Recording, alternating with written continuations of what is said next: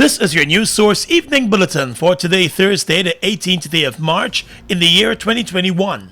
I'm Gordon Mosley. Here's what we're tracking tonight. One day after the former commissioner and CEO of the Lands and Surveys Commission, Trevor Benn, was questioned about the land deals while he headed the government agency, the chief executive of Seavon's Waste Management, Morse Archer, was called in for questioning by the Criminal Investigations Department of the police force. Archer's questioning related to the plot of land that he acquired from the Lands and Surveys Commission along Mandela Avenue. The businessman was accompanied by his attorney, senior counsel Neil Boston. The attorney said it appears as though the police force is trying to use statements made by the businessman as evidence to take criminal action against the former head of the Lands and Surveys Commission. I am of the opinion they're seeking to ascertain information from him to see in what way it will support their perception of an alleged misconduct by the former commissioner of Lands and Surveys. That's all.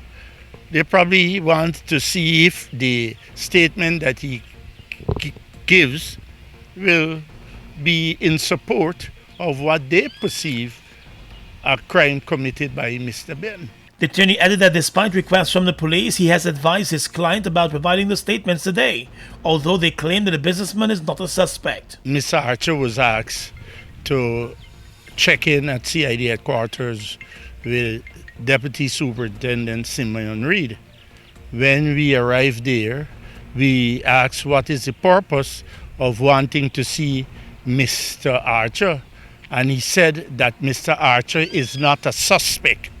What he wants from Mr. Archer is a statement setting out how he acquired the land. That's all. And that statement was provided? No. We promised to do so tomorrow. A few weeks ago, the businessman was threatened with legal action by the Attorney General if he did not give up the land within weeks. But the Attorney General eventually backed down from his demands, claiming that a resolution was being examined. The Attorney General's contention is that the land belongs to the National Sports Commission and did not belong to the Lands and Surveys Commission at the time of its disposal. The Seavon's owner has made it clear that he followed all legal requirements for acquiring the land and paid $100 million to the Lands and Surveys Commission, which was more than the land was valued.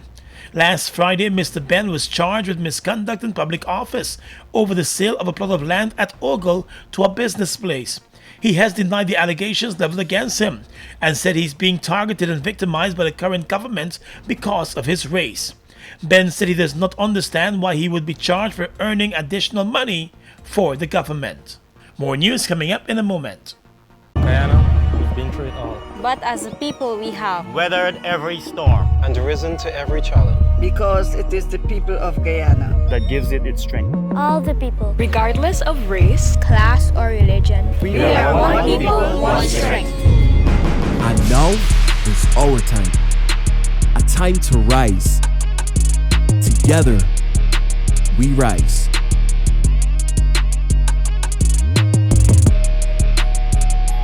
My name is Panidevada Prasad, a commissioner also at the Ethnic Relations Commission, and I will be taking the filaria pill as soon as they are available.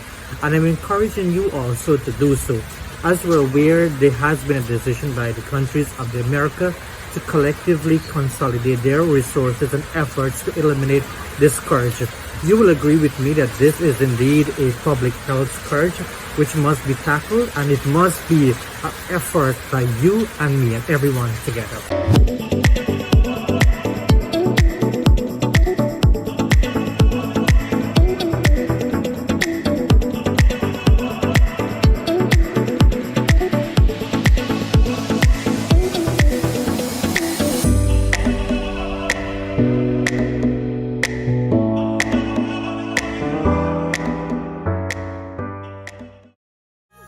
Go spread the word in your area. We gonna end filaria. For the past 2 decades, the global community prioritized eliminating lymphatic filariasis, commonly known as filaria, as a public health problem. Many countries in the Americas have achieved this goal. We're looking to have 100% eradication of this disease in Guyana. So we look forward to all of our citizens working with our teams from the Ministry of Health as they go around in our communities, meeting with you to administer these pills. And I will encourage you all to take your pills so that we can once and for all rid Guyana of filariasis. We have to get rid of the negatives in relation to filaria. So please let the science be your guide and take the tablets. My family would be taking their pills. I do hope that you would also be taking your pills so that we can together work on eliminating filaria from Guyana. Filaria gonna get knocked out, TKO. A message from the Ministry of Health in collaboration with PAHO. We are legions of men standing strong, but never too proud to stoop and help someone. We must send a clear signal to all. Do right. Walk in upright ways, knowing that's what being a man is all about. And ever aware that things will only get worse when good men do nothing. Stand strong. Be the one to live right. Mom, what are you doing with GPL on your list? Child, you forgot I have to pay GPL? You got time with GPL? I have to keep these lights on. The customers who think in that manner and refuse to honor their obligation to GPL are obviously not playing their part in ensuring quality service delivery. So, I will continue to pay my GPL bill on time, every time. I recognize the value of your point, Mom. You were right.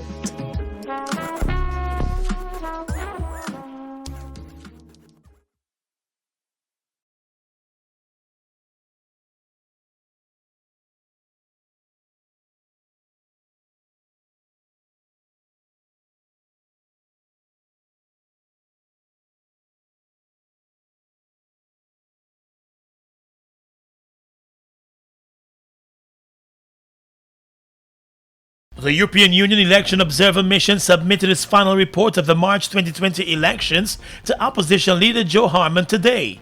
The opposition team that met with the EU officials requested time to study the report, but they raised several concerns about the elections and other issues.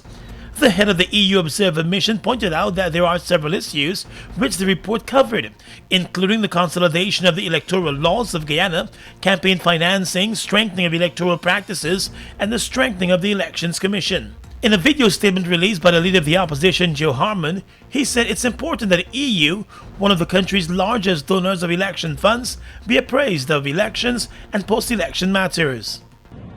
A roundtable discussion with the Electoral Observer Mission and several stakeholders on Monday.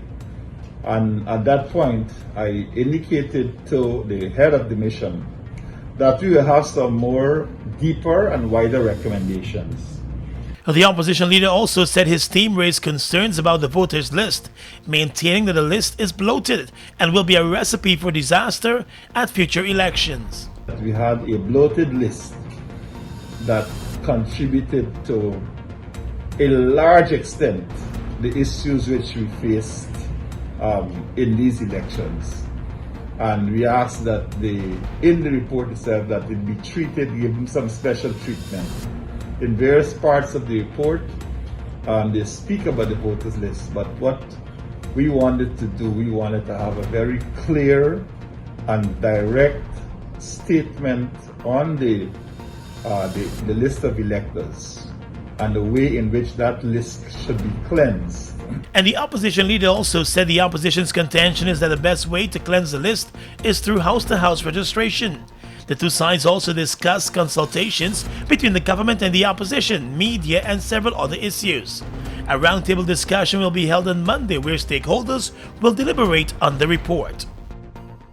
Let's tell you now that the Guyana Defense Force has announced that it has dismissed 4 of its ranks for seriously breaching operational orders while deployed on border duties. The force said the disciplinary process is ongoing against the others. Of the 4 who have been dismissed, 3 will face rape charges in the courts, while the file for the 4th suspect is still with the Director of Public Prosecutions. 2 weeks ago, the GDF commissioned a board of inquiry following the allegations of rape that was made against the ranks who were stationed in the Region 1 community of Mabaruma. The probe led to disciplinary action taken against 2 officers and 4 other ranks. The Guyana Defense Force said its ranks are expected to follow certain values and standards of the force, and therefore their conduct and professionalism are of paramount importance. According to the GDF, the defense and security of the nation and citizens are tasks that the force will always aim to execute with the highest moral, ethical, and professional standards. The soldiers were stationed at the Mabaruma location as part of the efforts to increase border patrols. Former government member of parliament under the APNU-AFC administration, Charandas Prasad, has been officially accepted by the Indian government as Guyana's new High Commissioner to India. Mr. Prasad presented his credentials to the Indian government along with other diplomats on Wednesday. The opposition APNU-AFC had written to the Indian government objecting to the appointment of Charandas Prasad. It was Prasad's vote against his own government in parliament that led to the success of a no-confidence motion, which paved the way for a flurry of court matters and elections that saw a change in government. Just after his no-confidence vote, Charandas Prasad left for Canada, where he holds citizenship. He remained there until the change of government, returning recently to meet with senior government officials and accept his appointment as Guyana's top diplomat in India. In presenting his credentials to the Indian government, Prasad spoke of the relations between Guyana and India over the years and the need for the further strengthening of those relations. Guyana and India have shared diplomatic ties for over 50 years. The prime suspect in the murder of the 10-year-old boy in Sophia during a home invasion and robbery was expected in court today to face murder charges, but he was never taken to the court. Last evening, the Guyana Police Force announced that a teenager was going to be taken to the court today to face a murder charge. However, news source understands that the crime chief, Wendell Blanham, decided to keep the teen in custody a bit longer as the investigation continues. It is likely that the suspect will be charged on Friday, since the extension the police force sought and got for detaining him expires tomorrow. The teen has been in custody since last Friday. There has been no other arrest in the case, although the victims of the robbery and witnesses to the murder said there were 2 other bandits who carried out. There has been no other arrest in the case, although the victims of the robbery and witnesses to the murder said there were 2 bandits who carried out the attack. The 10-year-old boy and his mother were at the home of a Sophia businesswoman when the 2 armed men stormed into the house and robbed the occupants of their money and jewelry. The young boy, who was in the upper flat of the building throughout the robbery in the bottom flat, was shot in the chest as he emerged from a room as the bandits took their attack to the upper flat. The 2 bandits bolted from the scene after the shooting, leaving the bleeding boy behind. The lad was taken to the Georgetown Hospital where he was pronounced dead. Investigators are continuing their search. Guyana, we've been through it all. But as a people, we have Weathered every storm. And risen to every challenge. Because it is the people of Guyana That gives it its strength. all the people, Regardless of race, class, or religion. we are one people, one strength. And now is our time. A time to rise. Together, we rise.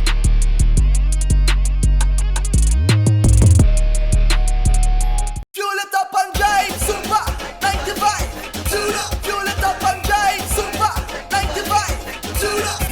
Protect your fuel system, boy. High mileage and performance, boy. Guy Oil Super 95 gasoline gives you more reasons to drive and is available at 56 service stations nationwide. For affordable price, high performance, and high mileage, choose Guy Oil's Super 95 gasoline. Fuel it up and drive. Go spread the word in your area. We gonna end filaria. For the past 2 decades, the global community prioritized eliminating lymphatic filariasis, commonly known as filaria, as a public health problem. Many countries in the Americas have achieved this goal. We're looking to have 100% eradication of this disease in Guyana. So we look forward to all of our citizens working with our teams, but in the Ministry of Health, as they go around in our communities, meeting with you to administer this. and I will encourage you all to take your pills so that we can once and for all rid Guyana of filariasis. We have to get rid of the negatives in relation to filaria. So please let the science be your guide and take the tablets. My family would be taking their pills. I do hope that you would also be taking your pills so that we can together work on eliminating filaria from Guyana. Filaria gonna get knocked out. TKO. A message from the Ministry of Health in collaboration with PAHO.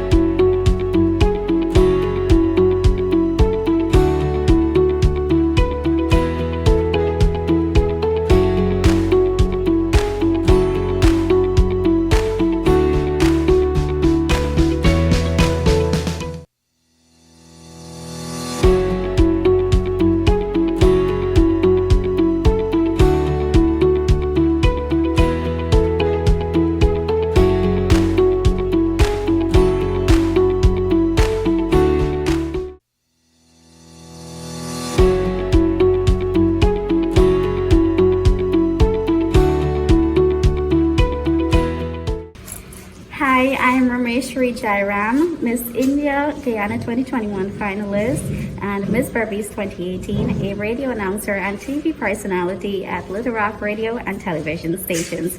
I encourage you to take your filaria pills and I will do the same.